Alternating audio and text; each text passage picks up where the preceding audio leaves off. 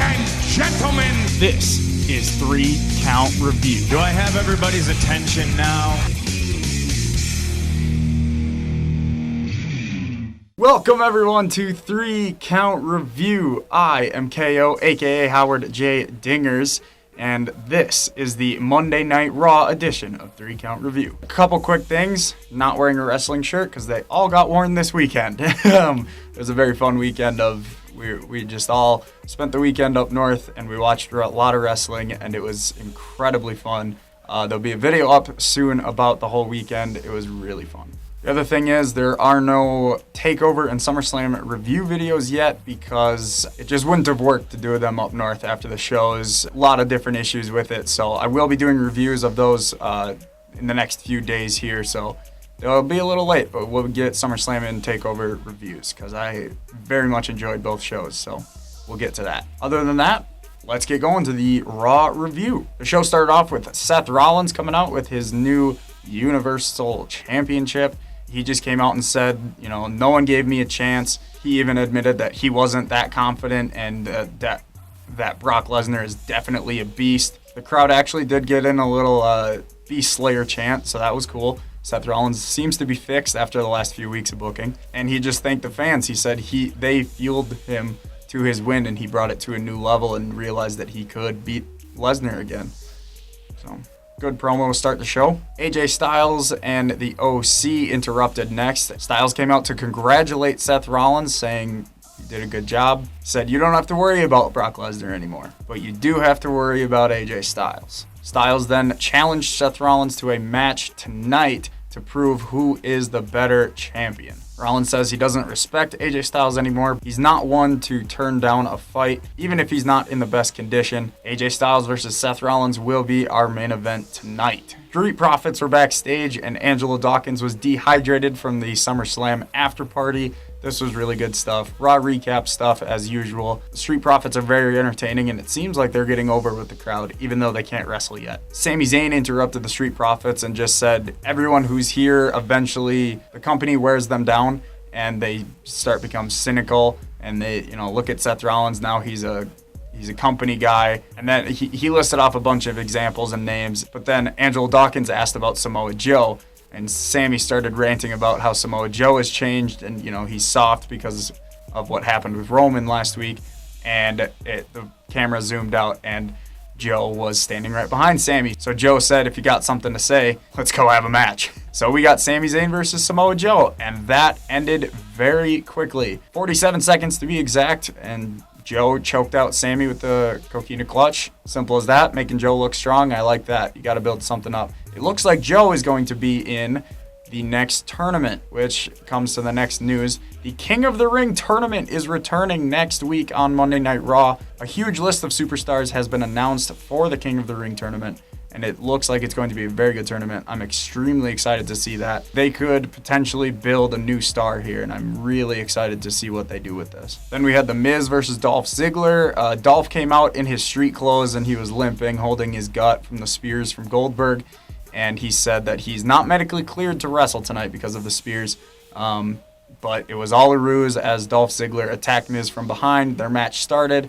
Eventually, Dolph Ziggler tapped out to the figure 4, and much like on Sunday, Dolph Ziggler, as Miz was walking away, Dolph said, I can still take you, I'm not down, and Miz came back in the ring, gave him a skull-crushing finale, and left. Cool. I'm kind of over Dolph Ziggler, even though I think he did a very good job selling, and he was very funny on Sunday. I'm very, very done with Dolph Ziggler. Backstage, we had Charlie Caruso interviewing Becky, but Becky just grabbed the mic and said, last night, I beat the hell out of Natalya, and now I'm here to beat up anyone who wants to cross me or anyone who has wronged me. You come to me, I come to you. She's looking for a new challenger. Elias went into the ring, and he said, I think I finally figured this out. I come out, and a superstar interrupts me while I'm playing my music. So let's just get this over with.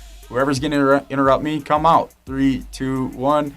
No one comes out. So he goes, okay, good. This is going to be the first ever uninterrupted Elias concert. And he starts to play, and 2 seconds in, Ricochet's music hit, and Ricochet comes out and says, we don't just interrupt you because we think it's cool. We interrupt you because you suck. They challenged him to a match, and Elias versus Ricochet. And this was a decent match. Eventually, Ricochet got a roll-up win over Elias. Good to make Ricochet still look strong after the title match yesterday, which was a great match. It's okay that Elias ate the pin because of what happened later in the night. Then, while they're in Toronto, WWE announced that SummerSlam is going to be in Boston next year. And of course, the crowd booed because it won't be in Toronto again. Weird move by WWE. Then we had a 2 out of 3 falls match, Andrade versus Rey Mysterio. Andrade beat Rey Mysterio. Clean sweep, 2 falls. The first fall was a quick roll-up, a couple, 30 seconds into the match. And then after a flurry of offense and a 619, Andrade got the knees up when Rey was dropping the dime. Hammerlock DDT, clean sweep by Andrade. Good to make him look strong. I believe he is in the King of the Ring tournament. I wouldn't mind Andrade winning. There's a few names that I would not mind winning. Off the top of my head, Buddy Murphy, Baron Corbin, even though I'm not a huge fan, I think King Corbin, I think that could work very well. Cedric could work. Drew McIntyre could work. There's a lot of names. There's a lot of names in this tournament. I think they could really do something special with this King of the Ring tournament. Then we had more Street Profits. He wanted Rey to keep his head up after that match. They panned over and Dawkins was asleep because he's still dehydrated from the party. Montez tried to wake him up by mentioning Nikki Cross, but then they panned over and Dawkins was chugging a gallon of water and the crowd started chanting chug, chug, chug. The Street Profits are amazing. Then we had Drew McIntyre versus Cedric Alexander. Like I said, these two are going to be in the King of the Ring tournament. But this match was incredible. I urge you to go watch it. It's only about 8.5 minutes long. But this match was just incredible. Back and forth, hard hitting, near fall after near fall, a Spanish fly from Cedric Alexander, and one of the best looking Claymore kicks I have ever seen. Drew McIntyre gets the win, but Cedric definitely got over in this match. It was incredible. OC were backstage talking about Seth Rollins, and they were giving Rollins credit for beating Lesnar, and Carl Anderson even said, yeah, this guy AJ couldn't even beat Brock. Yeah, and AJ's like, dude, I'm standing right here. These guys are good. I like these segments that they do. And then they showed Paul Heyman walking into Lesnar's locker room. Charlie Caruso was outside the door, and she said, we'll have an interview in 2 minutes. How convenient that they have a matchup next that goes 2 minutes. Robert Roode defeated No Way Jose in a less than 2 minute match because wrestling. Glorious DDT, Robert Roode, throwaway match. They cut to Heyman and Caruso, and Heyman was furious. He announced that WWE was not granting Brock Lesnar a rematch, and he was just speechless, furious, and he just walked off. So good. Lesnar's not getting another title shot. I hope he just becomes kind of that legend status, kind of that Goldberg, Undertaker type of thing, where he's there for big shows and he's facing he just has big matches. I hope that's what they do with Lesnar now. Oh man, okay, next we had the Revival versus the Lucha House Party. It wasn't a Lucha House Party rule match. Lucha House Rules, whatever it was called. It was a pretty standard match. R-Truth's music hit in the middle of the match, and R-Truth came running with the rest of the undercard chasing him, and he went into the ring. Everyone was fighting everyone off. And the Revival hit R-Truth with a heart attack and pinned R-Truth. Like both Revival members, both Dash and Dawson, pinned R-Truth. So the Revival were your new 24/7 champions. Kalisto hit Scott Dawson with a Salino del Sol, went to pin him, but Dash pulled Kalisto off. Carmella pulled R-Truth onto Dawson, and R-Truth regained the championship. 12-time champion R-Truth. Then you cut to backstage. R-Truth is celebrating with Mella. Elias walks up behind Truth, hits him with the guitar. 1, 2, 3. Elias is your new 24/7 champion, and Elias leaves with the belt. This stuff is fun. I don't know where it's going, but it's pretty fun. Then we had Natalya come out. Natalya's coming out in fancy street clothes. She had a sling on. She announced that her shoulder was dislocated, but she doesn't regret a thing. She would do it all over again. And then she started to say that it was a year ago today that her father had passed, and she started to get emotional when all of a sudden Sasha Banks returns. This was huge. This threw me for a loop. I did not see this coming. And I looked at her and I said, her hair looks weird. And she gets into the ring, she takes off her jacket, and she attacks Natalya's shoulder, and she whips off what was a wig of her old colored hair, and now she has blue hair, and she's a heel because she just beat up Natalya and beat up Natalya.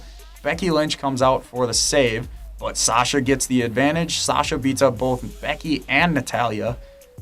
Becky versus Sasha, I am here for that. I think Sasha would be better utilized in a feud versus Bayley, but I'm here for either one of those options. Becky versus Sasha could be great. The War Raiders beat some local jobbers. Stop doing this. That's the last time I'm going to say it. Next, we had Alexa Bliss and Nikki Cross defending their women's tag team championships against the Kabuki Warriors.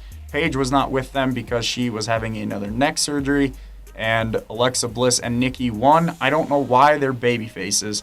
It's very confusing because I feel like a couple weeks ago they were heels. But either way, this was a decent match because the Kabuki Warriors are very good. But Alexa Bliss won with Twisted Bliss. It's been the same spot all three matches that they've had, in all three championship matches.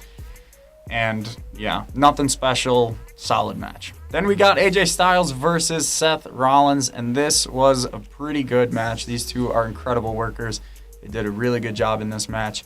Eventually, just back and forth, but Seth was getting the advantage, and the OC came into the ring, beat up Seth Rollins.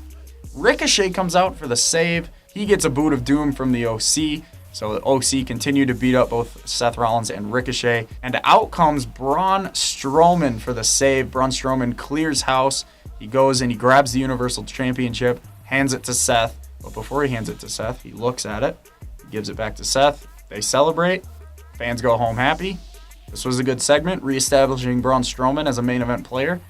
Strowman versus Seth could be very interesting. I actually would, I would fully be okay seeing that match. I think it could be very good. And that was Monday Night Raw. It was a fun episode. Nothing special, but it was solid. It's better than it has been. You know, these last few weeks, I would even say last 4 or 5 weeks have been very entertaining television. I think we can really start to tell that Paul Heyman has his fingers in all of this, and I think it's very exciting times to be a wrestling fan because Monday Night Raw is good and SmackDown has been solid for the past year. So very exciting. I'm very excited for SmackDown tomorrow because they'll probably change it, but they did announce that Buddy Murphy is going to face Roman Reigns, and I think that could potentially be a great match before it gets interrupted by Rowan. That was Monday Night Raw. Thank you for watching. Subscribe down below. Hit the like button. Leave a comment. Let me know what you thought of the show. Hit us up on Twitter. Check out all of our fun podcasts. And I will see you tomorrow for SmackDown.